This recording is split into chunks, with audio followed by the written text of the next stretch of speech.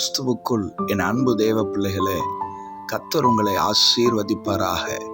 இந்த ஆத்மீக யாத்திரை நிகழ்ச்சியின் வாயிலாய் உங்களை சந்திப்பதிலே மிகுந்த மகிழ்ச்சி அடைகிறேன்.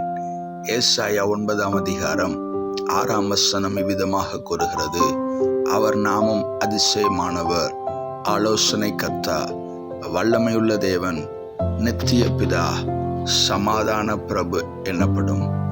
ஆம், நம்முடைய தகப்பன் ஆலோசனை கர்த்தராக இருக்கிறார்.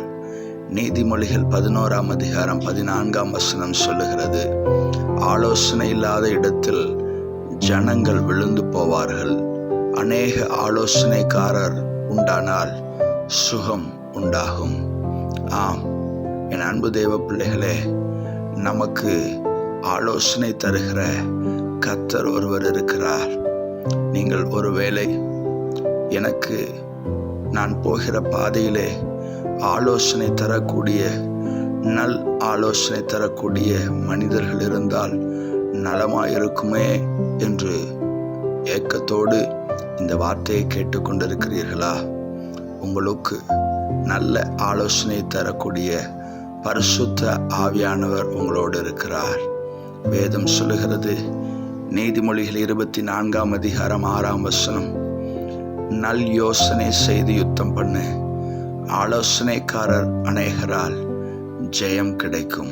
ஆம், சத்திய தெய்வமாகிய இயேசு கிறிஸ்துவே உங்களுக்கு ஆலோசனைக்காரராக இருந்து ஜெயத்தை எடுக்க, தொடர்ந்து இந்த பூமியிலே ஜெயமோடு வாழ கர்த்தர் இந்த நாளிலே உங்களுக்கு அனுக்கிரகம் செய்வாராக. கண்களை மூடி நாம் ஜெபிக்கலாம்.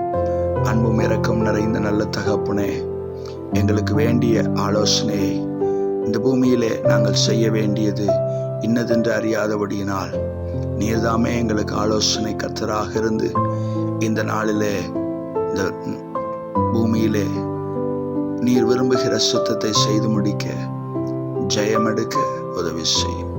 இயேசுவின் நாமத்தில் ஜெபிக்கிறோம் ஜீவனுள்ள நல்ல பிதாவே, ஆமென்.